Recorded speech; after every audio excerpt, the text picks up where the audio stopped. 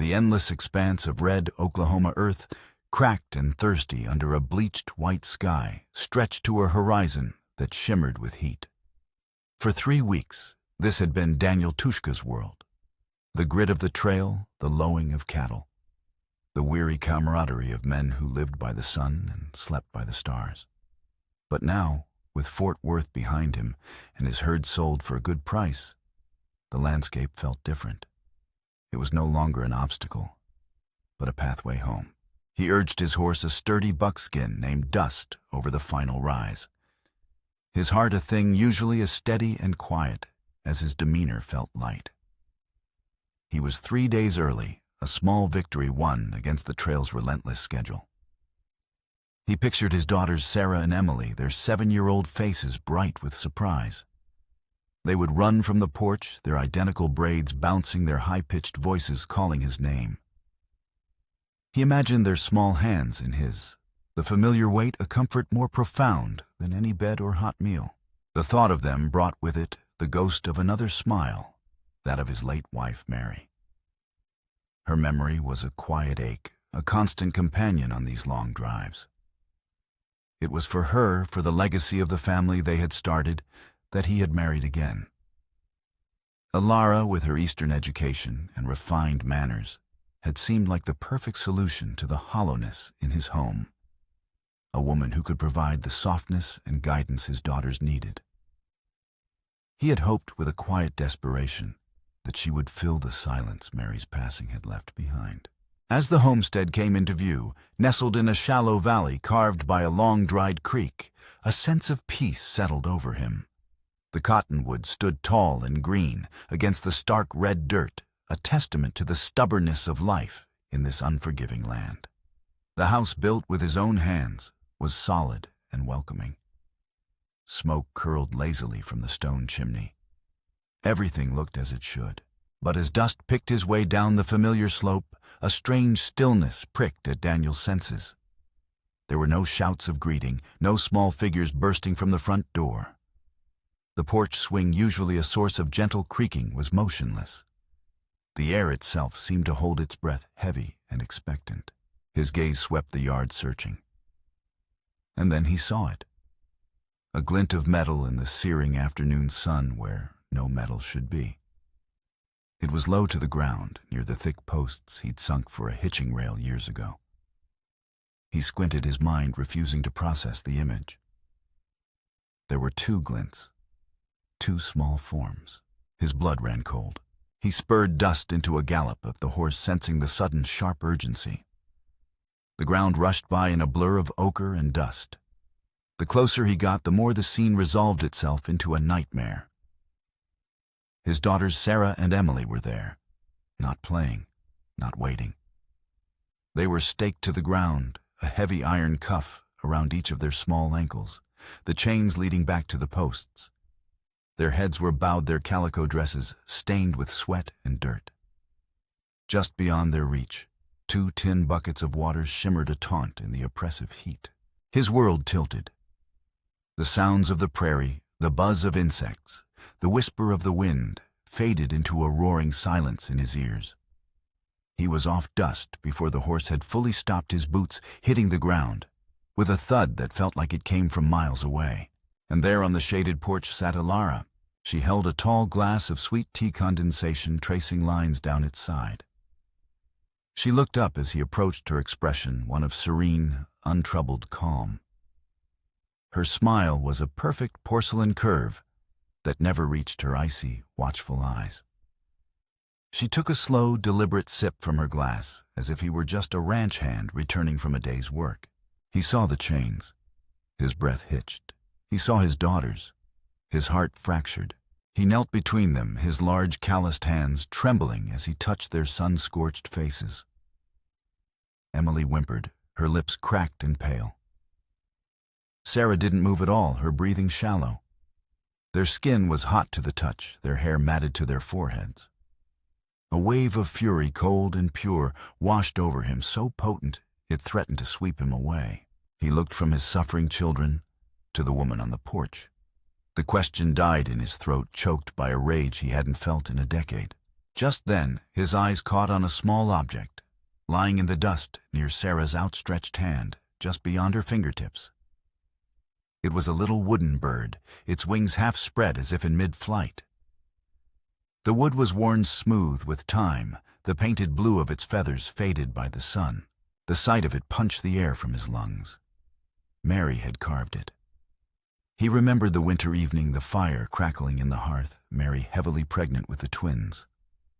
Her fingers, though swollen, had moved with a delicate grace, the knife shaving away curls of pine. For our little birds, she had whispered, her eyes shining with a love so fierce it had seemed to warm the entire cabin. So they always know they can fly. He had placed the twin carvings in their cribs the day they were born.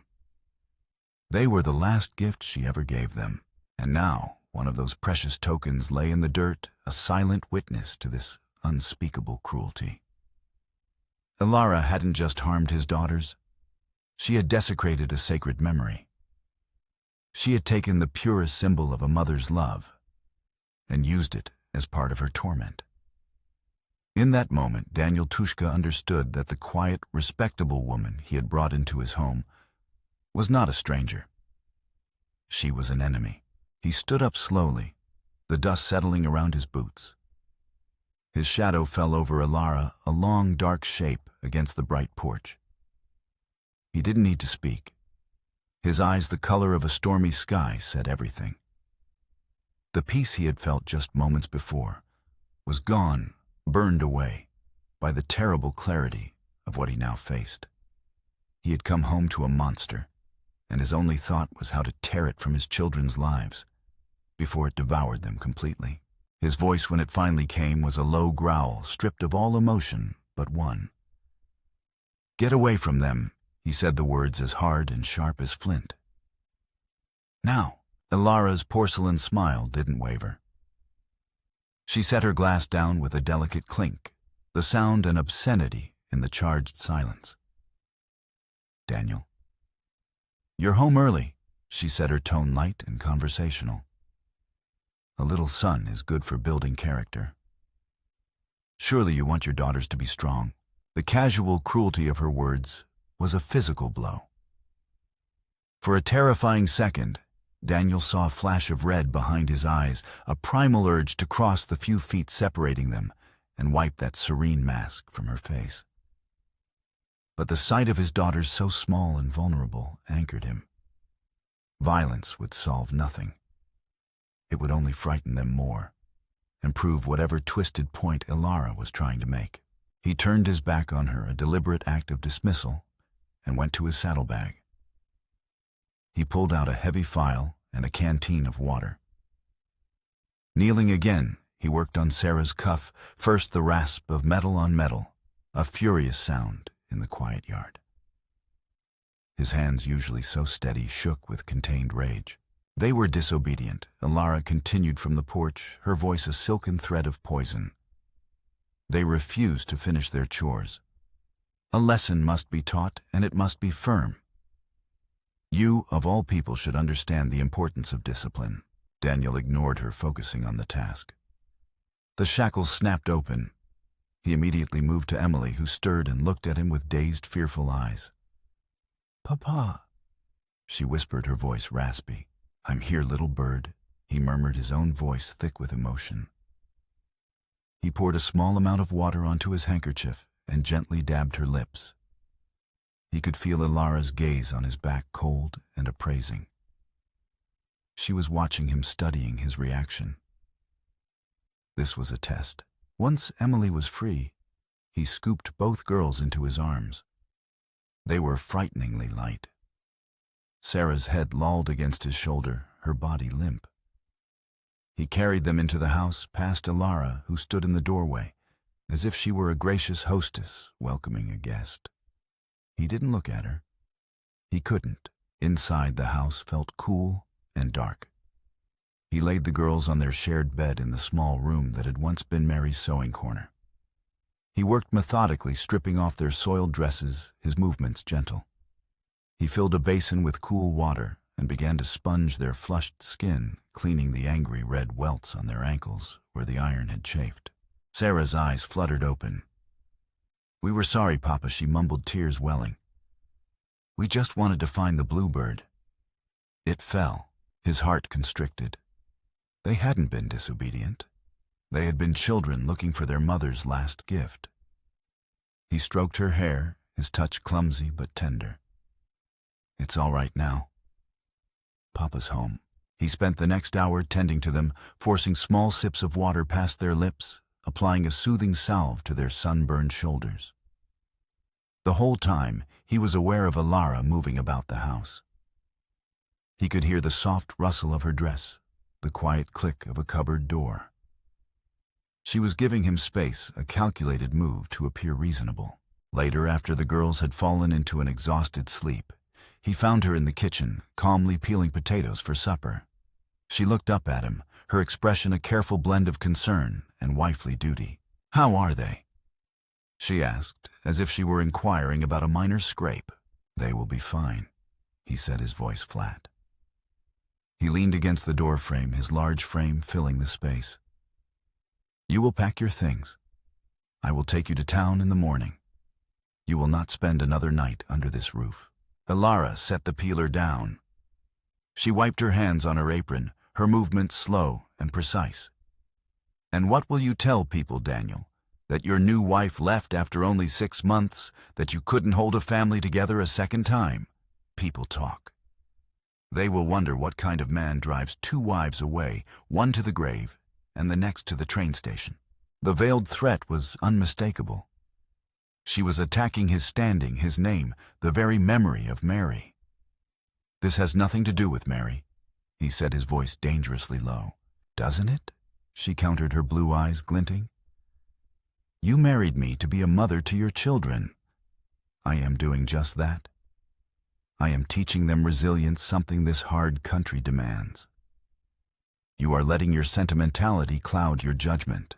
He looked at her, then truly looked at her. He saw the intelligence in her eyes, the rigid set of her jaw. This wasn't a woman who had simply made a cruel mistake. This was a woman with a purpose, a cold, hard logic guiding her actions. He had brought her here from an East Coast mission school, believing her piety and education would be a balm for his family's grief. He now saw that he had misread her completely. He had seen a dove and brought home a viper. Just then, the back door creaked open. It was Silas, his loyal farmhand, a man whose face was a roadmap of sun and worry.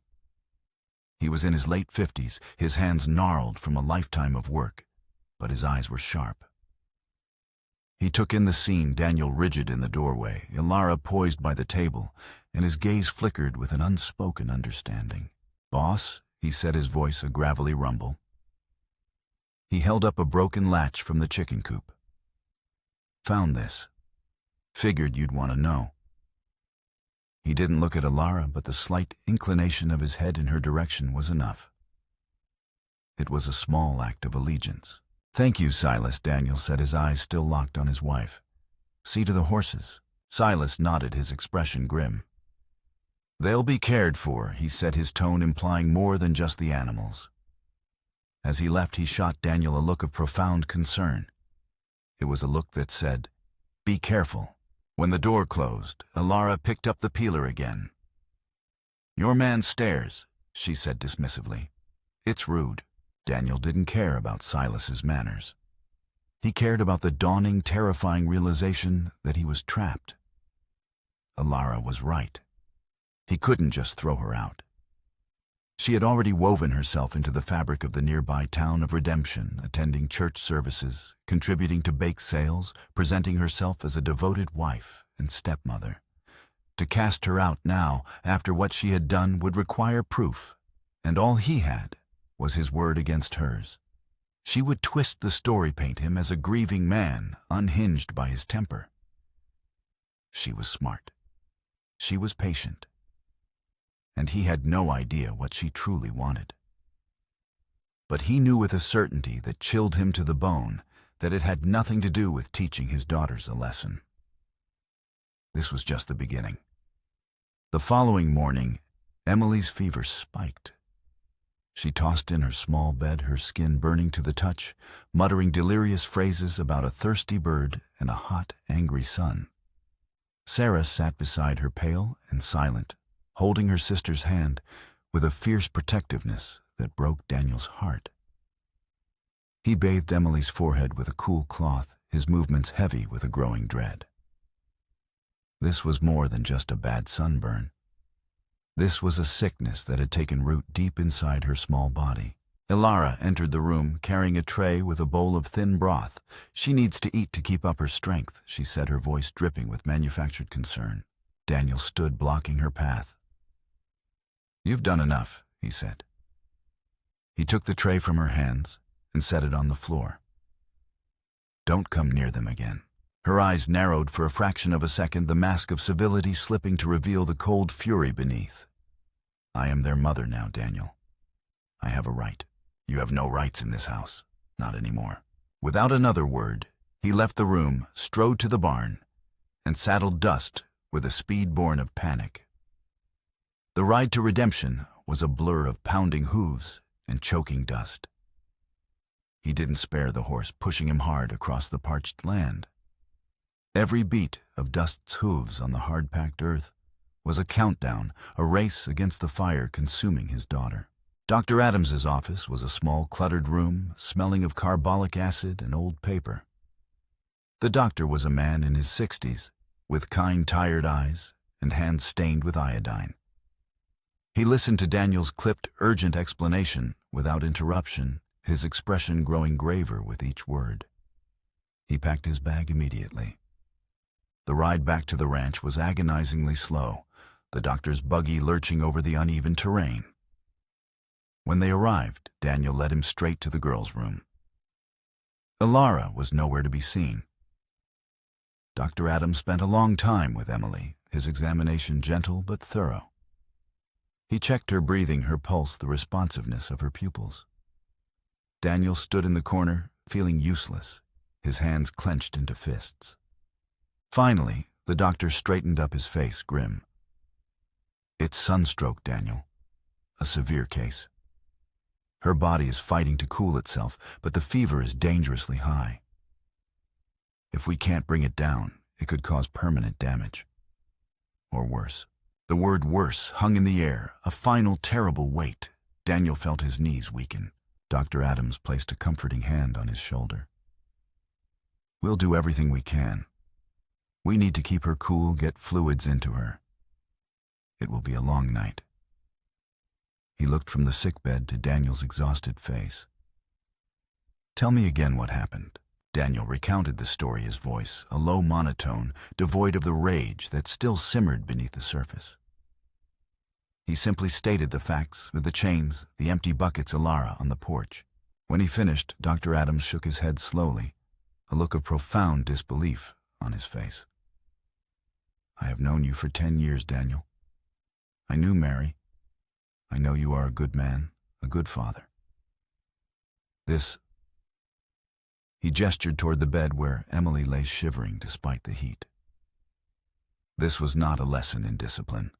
This was not an accident. This was deliberate, calculated cruelty. You must understand what you are dealing with." The doctor's words confirmed the cold certainty that had been forming in Daniel's mind. This wasn't a one-time act of misplaced authority. It was a move, in a game he didn't understand, a deliberate attack on the most precious things in his life. The sickness that held Emily in its grip was not just an illness. It was a message. "I know," Daniel said, his voice rough. "I just don't know why." "The why doesn't matter right now," the doctor said firmly. "What matters is that these girls are not safe. You have a viper in your house, Daniel, and you need to get it out before it strikes again." The doctor's warning solidified Daniel's resolve.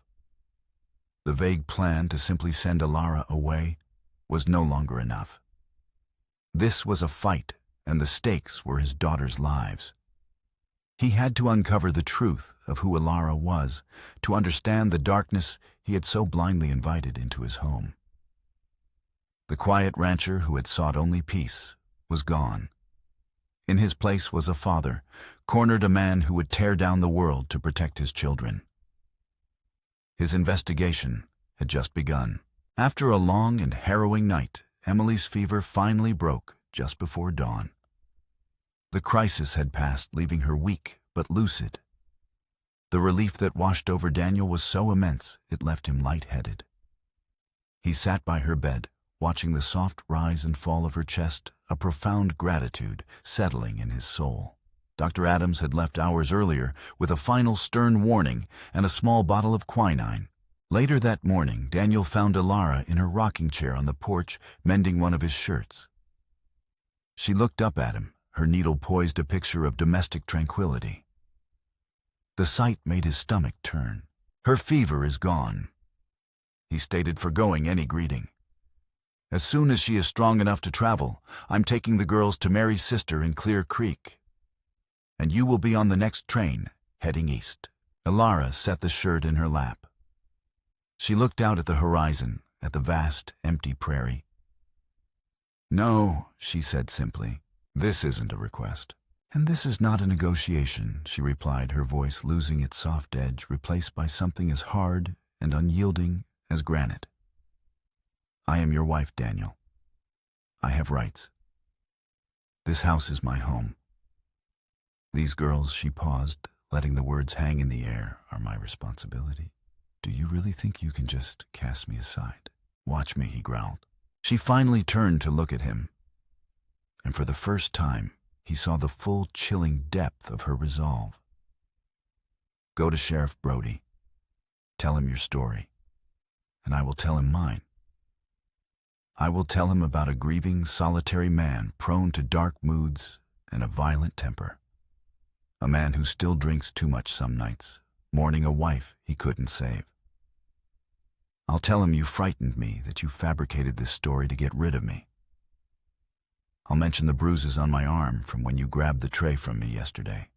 She held up her arm, and he saw with a sickening jolt the faint purplish marks on her pale skin. He hadn't even realized he'd gripped her so tightly. "I will be the wronged wife," she continued, her voice a low, steady whisper. "And you will be the unstable widower. Who do you think the good people of redemption will believe, the quiet church-going schoolteacher? Or the man who keeps to himself, who buried his first wife and now wants to discard his second?" She stood up and walked toward him, stopping so close he could see the tiny flecks of gold in her icy blue eyes. "And then, I will fight for the girls. I will tell the court that you are an unfit father, that you leave them for weeks at a time, to fend for themselves while you are on cattle drives. I will argue that they need a mother's care.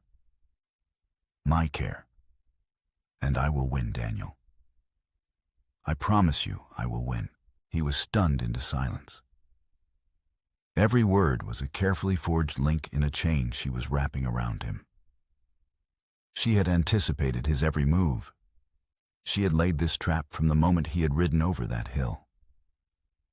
He felt a profound, suffocating sense of helplessness.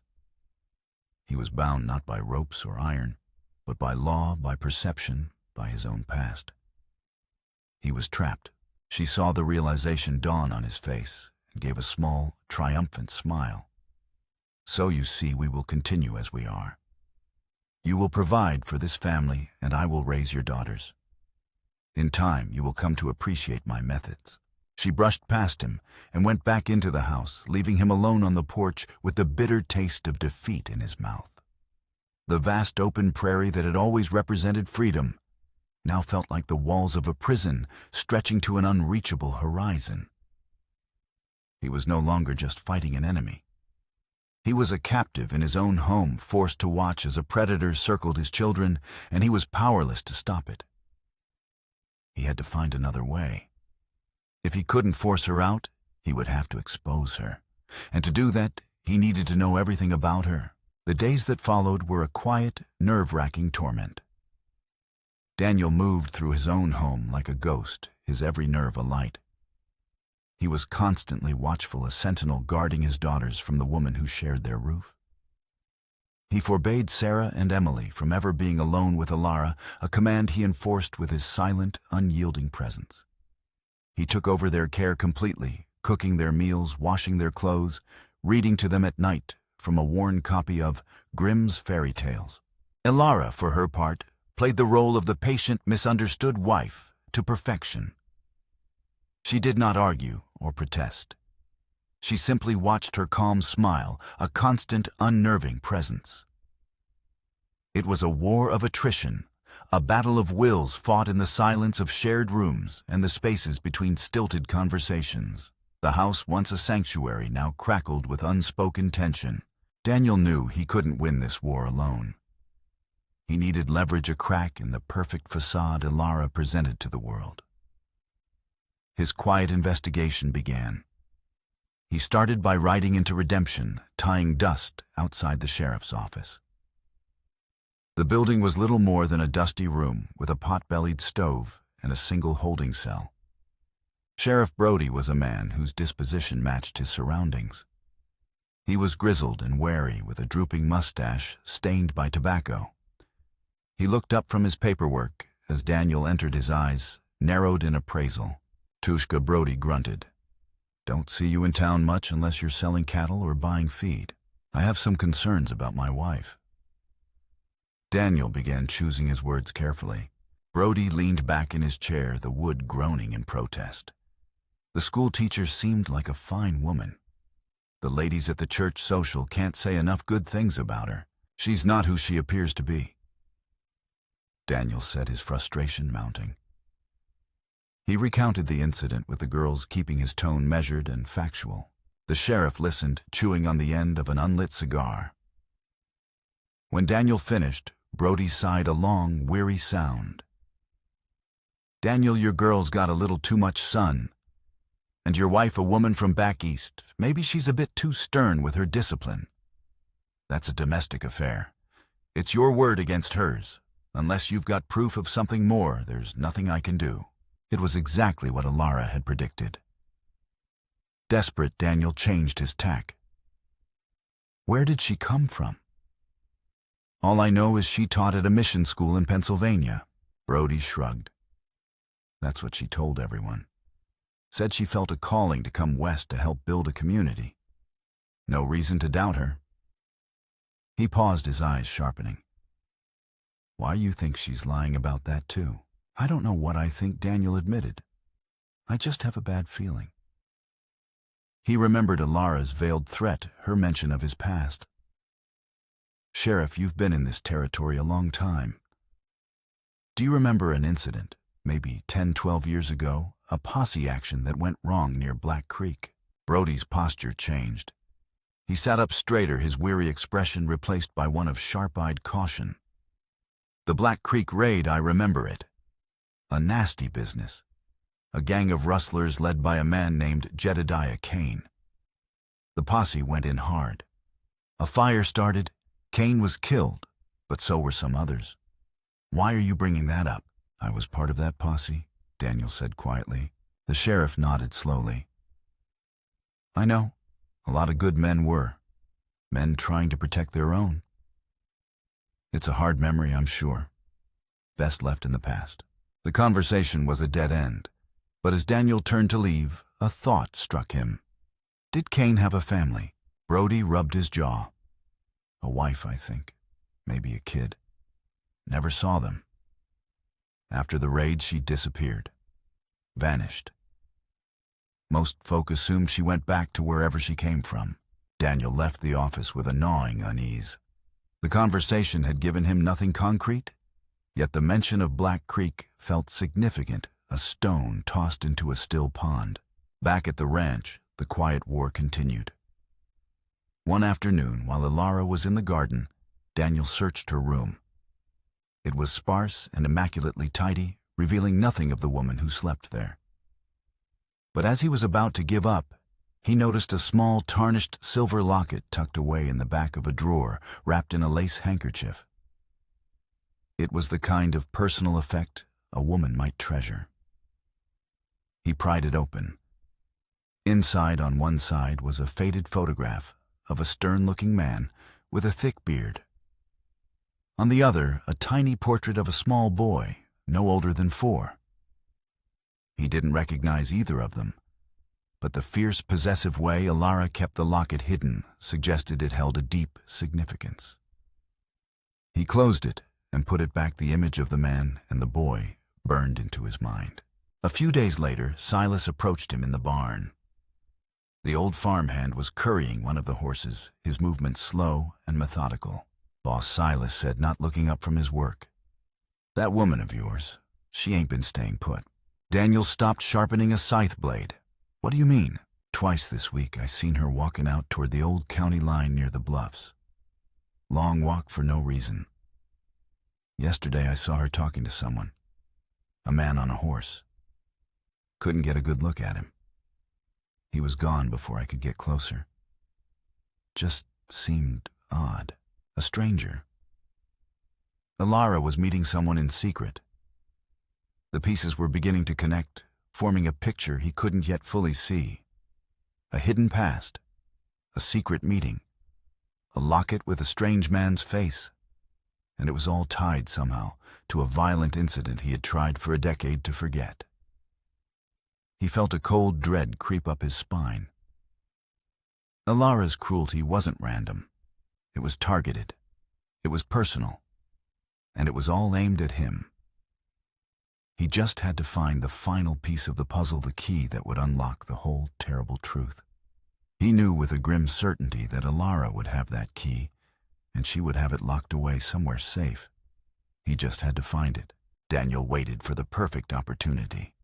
It came a week later, when Alara announced she was riding into Redemption to deliver a quilt she had finished for the church auxiliary. It was a 4-hour round trip, giving him the window he needed. He watched her go from the barn, her posture ramrod straight in the saddle, the very picture of piety and purpose. As soon as her horse was a speck on the horizon, he went into the house.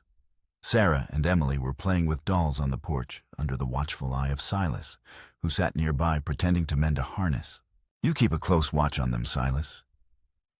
Daniel said, his voice low. "Like a hawk on a field mouse, boss," the old man replied, understanding dawning in his eyes. Daniel went straight to Alara's room.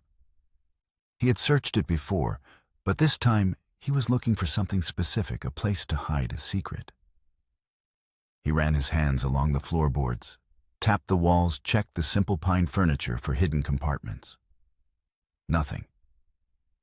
It was in the bottom of her wardrobe, tucked beneath a stack of neatly folded linens, that he found it a small, sturdy lockbox made of dark wood and bound with iron straps. It was heavy, and the lock was well made. He carried it to the barn, his heart pounding a steady, heavy rhythm against his ribs. He didn't have a key, but he had a set of tools and a lifetime of practical skill. He worked carefully, using a thin piece of wire and a small hammer to probe the locking mechanism. It was intricate work requiring a delicate touch that belied his large, calloused hands. The minutes ticked by, each one a second closer to Alara's return. Sweat beaded on his forehead, not from the heat, but from the tension. Finally, after what felt like an eternity, he heard a faint click. The lock sprang open. He lifted the lid. The contents were sparse. A small bundle of letters tied with a ribbon, a deed to a plot of land he'd never heard of, and at the bottom, a yellowed newspaper clipping folded into a neat square. His hands trembled slightly as he picked it up. The newspaper was the Territory Clarion, dated 12 years prior. The headline was stark: "Posse stamps out, Cane Gang at Black Creek." He scanned the article, his blood turning to ice. It described the raid in brutal detail, the gunfight, the pursuit, the fire that had consumed the rustlers' homestead. It named Jedediah Kane as the leader of the gang, a man wanted for cattle theft and armed robbery. And it mentioned in a single devastating line the tragic outcome of the fire. Kane's wife, who was present at the homestead, managed to escape the blaze, but their young son Thomas perished in the smoke. Beneath the clipping was a single faded photograph, and the edges soft with age. It was a formal portrait of a family. A stern-faced man with a thick beard stood with his hand on the shoulder of a woman. A small boy, no older than 4, sat on the woman's lap. Daniel stared at the man's face. He knew that face. He had seen it in the smoke and the chaos of that terrible night at Black Creek. It was the face of the man who had come out of the burning cabin, firing blindly the man Daniel had shot and killed. It was Jedediah Kane. Then his gaze shifted to the woman in the photograph. Her hair was styled differently, and her face was younger, softer, not yet hardened by whatever horrors she had endured. But there was no mistaking the high cheekbones, the determined set of her jaw, and the cold, piercing blue eyes. It was Alara. The air rushed out of his lungs. Everything clicked into place with horrifying clarity. The locket, the questions about his past, her presence in this remote corner of Oklahoma. This wasn't about discipline or building character. This was never about his daughters. This was about Black Creek. This was about Jedediah Kane. This was about a dead child. This was revenge. A vendetta 12 years in the making, meticulously planned and executed by a woman who had lost everything. He had not married a stranger.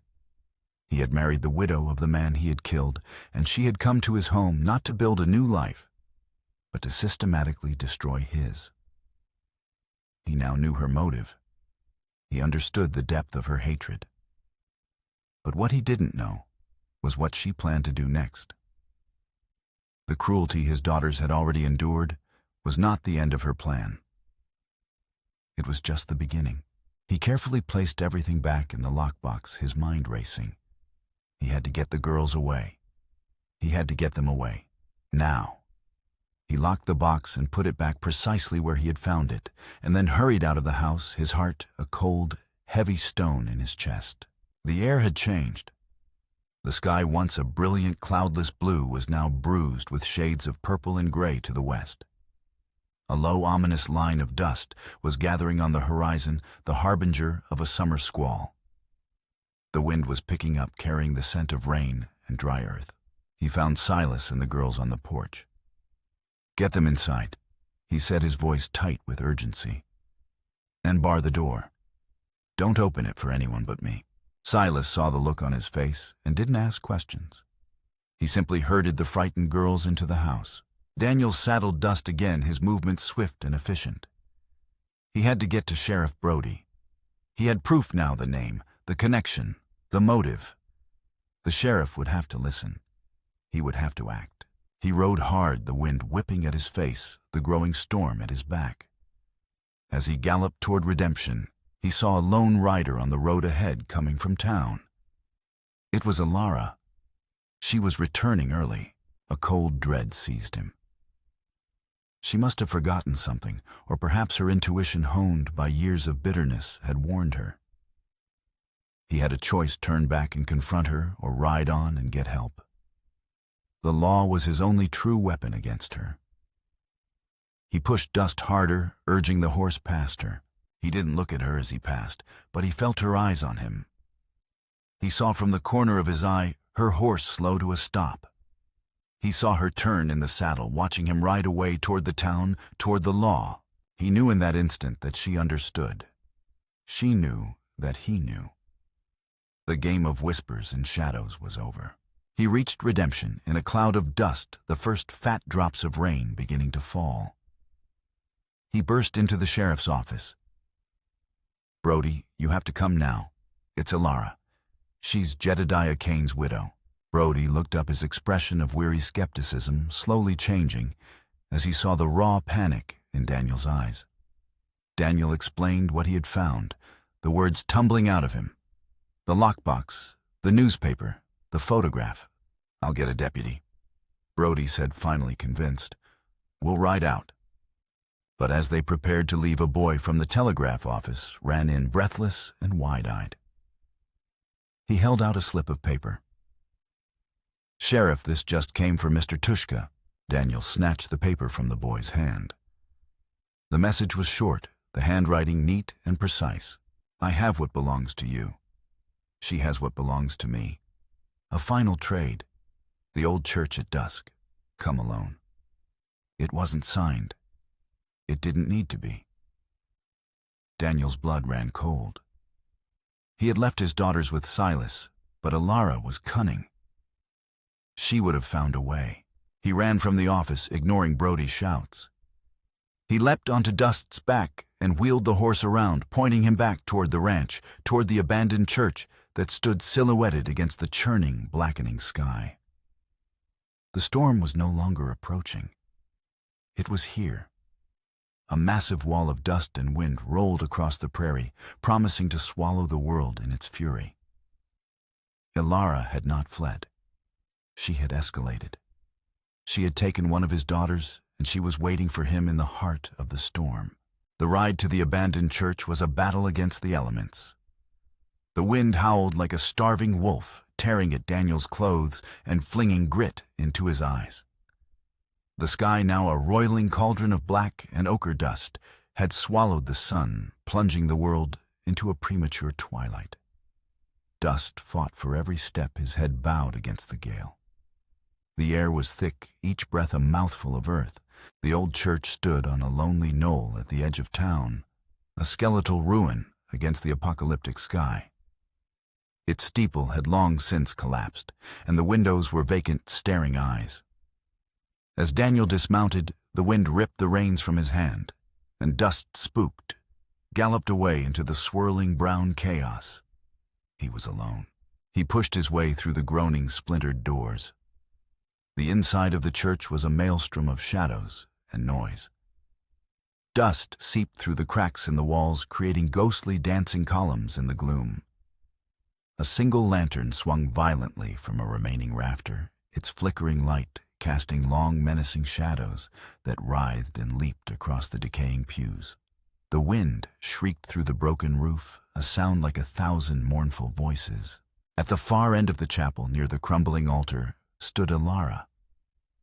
She was unnervingly still amidst the chaos, a statue of pure, cold resolve. In one arm, she held Sarah, whose small face was streaked with tears and dust.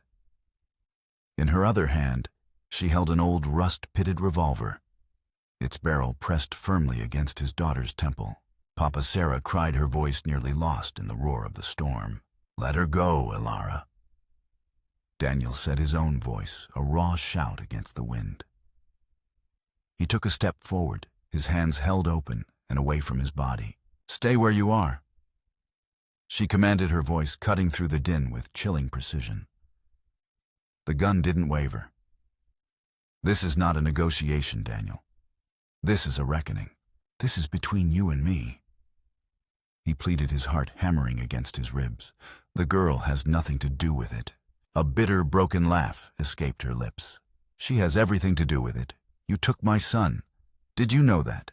Did you ever once stop to think about the lives you destroyed that night at Black Creek?" The secondary twist, the final poisoned piece of her story, landed with the force of a physical blow. It reframed everything. This wasn't just about her husband, the rustler. This was about a child. "We were a posse, Alara," he said, his voice ragged. "Your husband was a criminal. He fired on us." "He was my husband," she shrieked, the porcelain mask finally cracking to reveal the raw, grieving woman beneath. "And you were not lawmen. You were vigilantes drunk on self-righteousness. You came with torches. You set our home on fire without a thought for who was inside. I begged you to stop. I screamed that my boy was in his room, trapped. But you men, you just kept shooting." Her words painted a picture of the raid he had never allowed himself to see. He had remembered the gunfire, the shouting, the chaos. He had remembered the satisfaction of ending a threat. He had not remembered a woman's screams. He had not thought of a child. "I saw you," she continued, her voice dropping to a venomous whisper, tears streaming down her dusty cheeks. "After you shot Jedediah, I saw you stand there and watch our house burn to the ground. You watched my son die. And then you rode away." The weight of his past sin crashed down on him. He was not the righteous hero of his own story. He was the villain in hers. He had caused the death of her child. The realization was a profound, soul-shattering moral reckoning. How could he save his daughter from a woman whose life he had so carelessly, so completely destroyed? I didn't know he choked out the words tasting like ash. God help me, Alara. I didn't know there was a child. It doesn't matter, she sobbed. He's gone. For 12 years I have had nothing. I wandered from town to town, taking whatever work I could find, fueled by one single thought, finding the man who watched my world burn. It took me years to learn your name, years to find you. I came here to make you feel what I felt, to make you watch as your world is taken from you piece by piece. The fear your girls felt in the sun, that was a fraction of the fear my Thomas felt, surrounded by smoke and fire. The storm outside intensified. A section of the roof tore away with a deafening crack, and rain began to lash down, mixing with the dust, to create streaks of mud on the church floor. The lantern swung more wildly, the light strobing across the scene a frantic, terrifying rhythm. He knew then that violence would not save Sarah. To draw his own gun would be to become the monster she already believed him to be, and it would get his daughter killed. He had to use the only weapon he had, left: the truth. You are right. He said, his voice clear and steady despite the storm inside and out. He took another slow step forward. I can't give you back your son. I can't undo what was done. But I can tell you that I am sorry. From the bottom of my soul, Alara, I am sorry for the pain I caused you, for the loss of your son Thomas. He said the boy's name, and she flinched, a flicker of something other than hatred in her eyes. It was the first time in 12 years anyone had acknowledged her son's existence, had given voice to her private, unending grief. Your apology means nothing. She hissed, but her voice trembled. The hand holding the gun shook.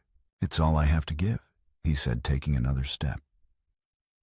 He was closer now, close enough to see the utter exhaustion in her eyes, at the years of pain etched into her face. Your revenge stops here. Killing Sarah won't bring Thomas back. It will only destroy what's left of you. It will make his memory a curse. Don't do that. Don't do that to him. He was gambling everything on the faint hope that the mother in her was not entirely gone, that the memory of her own child would stop her from taking his. Sarah, sensing a shift, began to struggle in her grasp. Mama Alara, please, she whimpered. I want to go home. The childish plea, the innocent use of the word mama, seemed to break something in Alara. A great shuddering sob escaped her. Her resolve, held together for more than a decade by pure, unadulterated hate, finally shattered. The gun lowered an inch. It was the opening Daniel needed. He didn't lunge. He didn't reach for the weapon. Instead, he moved forward slowly and gently took Sarah from her arms. Alara let her go, her body going limp. The old revolver slipped from her nerveless fingers and clattered onto the muddy floor. Alara collapsed to her knees, her face in her hands, her body racked with the dry, agonized sobs of a soul that had nothing left. Daniel held his daughter tight, his own tears mixing with the rain on his face, shielding her from the sight of the broken woman at their feet. The storm still raged outside, but inside the ruined church, in the heart of the maelstrom, there was a sudden, deafening silence. As if on cue, the fury of the storm began to subside. The wind's shriek softened to a mournful sigh, and the blinding dust gave way to a steady, cleansing rain. A sliver of pale light broke through the clouds, piercing the gloom of the church and illuminating the scene within. Daniel stood with Sarah wrapped in his arms, her face buried in his chest, while Alara knelt on the floor, a crumpled figure of spent vengeance. The heavy church doors scraped open, and Sheriff Brody appeared, his deputy behind him, and their guns drawn. They took in the scene, the dropped revolver, the weeping woman, the father holding his child, and the tension in their postures eased. There would be no more violence here. Brody walked forward, his boots squelching in the mud. He looked at Daniel, his expression a mixture of relief and grim understanding. Is the girl all right? She's safe, Daniel said, his voice hoarse. He couldn't take his eyes off Alara. He felt no triumph, only a vast, aching pity. The sheriff nodded toward Alara. "Ma'am," he said, his tone not unkind. "You need to come with us." Alara didn't resist. She seemed to have no fight left. She allowed the deputy to help her to her feet and lead her out into the rain, her movements slow and robotic. Emotionally broken but physically undefeated, her quest for revenge was over, extinguished not by a bullet, but by a long-overdue apology and the memory of the son she had sought to avenge. Daniel carried Sarah outside. The air was cool and clean, washed fresh by the storm. His horse Dust was waiting patiently nearby, having been found and calmed by Brody's deputy. Silas was there too, having ridden with the sheriff, his face a mask of worry. He had Emily with him bundled in a blanket. The moment they saw Sarah, they rushed forward, and the two sisters clung to each other, a tearful, silent reunion. While Silas comforted the girls, Daniel walked over to the sheriff. The sun was now fully visible, a weak but welcome presence in the western sky. A new dawn after a long and terrible night. Daniel, Brody began. "You don't have to—" "Yes, I do," Daniel interrupted quietly. And there, standing in the mud, beside the ruined church, he told the sheriff everything. He didn't make excuses. He didn't soften the truth. He confessed his part in the Black Creek raid, acknowledging the recklessness and the terrible, unintended consequences of his actions. He accepted his share of the blame for the fire, for the death of a child he never knew existed. He was no longer just a victim of a vengeful woman. He was a man facing his past, ready to accept whatever judgment the law demanded. Sheriff Brody listened, his gaze steady. When Daniel was finished, the sheriff was quiet for a long time, looking out at the glistening prairie. "What happened at Black Creek was a tragedy born from chaos," he said finally. "A lot of men carried ghosts from that night. But what you did in that church just now, that was not the act of a reckless man. That was the act of a father.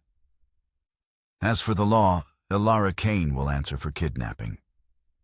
Your testimony will be required. As for the rest of it, the past is the past. Sometimes the best we can do is learn to live with it." It wasn't forgiveness, but it was a form of grace. Daniel nodded, a heavy weight lifting from his shoulders. He gathered his daughters, and together the four of them, Daniel, Silas, Sarah, and Emily, began the slow journey home. The ranch house, which had become a prison, now felt like a sanctuary once more. Weeks turned into a quiet, healing month. Life on the ranch settled into a new rhythm, one dictated not by fear and tension, but by the steady, comforting routines of work and family. Alara was gone, taken to a federal courthouse in another county, her fate to be decided by strangers. The town of Redemption, having learned the full, shocking story, treated Daniel with a new kind of respect. They no longer saw him as just a stoic, solitary rancher, but as a father who had walked through fire for his children. The whispers that had once threatened to isolate him were replaced by nods of support and quiet offers of help. But the most profound change was in Daniel himself.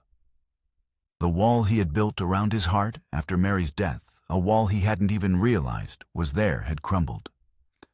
The near loss of his daughters had awakened a part of him that had been dormant for years. He was more open, more present. He didn't just provide for his girls. He talked with them, laughed with them, listened to their stories about the shapes of clouds and the secret lives of prairie dogs. The silence in the house was no longer heavy with grief and suspicion. It was filled with the light, cheerful sounds of a family rediscovering itself. One bright Sunday morning, when the wildflowers were blooming in force across the prairie, Daniel took the girls by the hand. "There's somewhere I want to take you," he said. He led them up the small grassy hill behind the house, where a single weathered wooden cross stood beneath the shade of a lone cottonwood tree. It was Mary's grave. They had not visited it together since before Alara's arrival. The girls stood quietly, their expressions somber. Daniel knelt and cleared away a few small weeds that had sprung up near the base. Then from his pocket, he took a small object and held it in his palm. It was the little wooden bird, the one Mary had carved, the one he had found in the dust on that terrible afternoon. He had cleaned it and oiled the wood, restoring some of its simple beauty. He didn't place it on the ground. Instead, he reached up and gently set the bird on top of the wooden headstone nestled right against the crosspiece, as if it had just landed there to rest. The gesture was a quiet promise. It symbolized him finally letting go of the idealized, untouchable memory of his first wife and accepting his full, complicated role as a father in the here and now. It was an act of forgiveness for the past, for his own failings, and for the part of him that had closed off from the world. It was a commitment to a new beginning, built not on what was lost, but on what remained. Sarah and Emily stepped forward and placed their own small offerings at the base of the grave, a handful of bright yellow daisies and a smooth white stone from the creek bed. They stood there for a moment, a father and his two daughters, a small, resilient family silhouetted against the vast Oklahoma sky. The past was not forgotten, but it no longer had the power to haunt them. Their future was an open prairie full of hardship, yes, but also full of promise. And for the first time in a very long time, Daniel Tushka felt ready to face it.